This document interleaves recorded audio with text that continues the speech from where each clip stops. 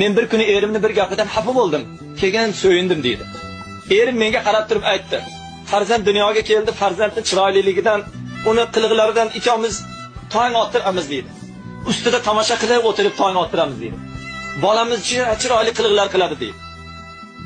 Keyin sekin-sekin bolamizni tili chiqdi dedi.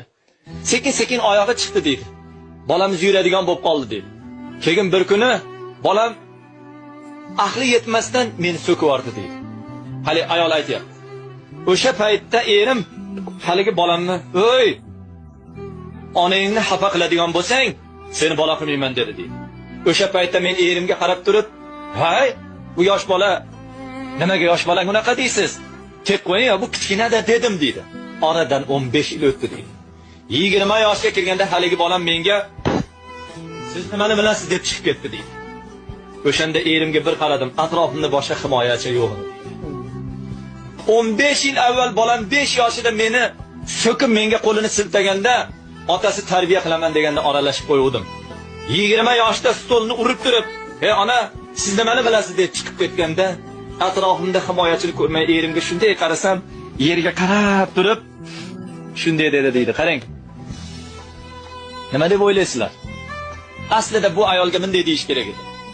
Mana shu o'zing ekkan meva. O 5 yoshida so'kkanimda aralashgansan, endi o'zing ko'r deyish kerakmidi? Shuni demabdi.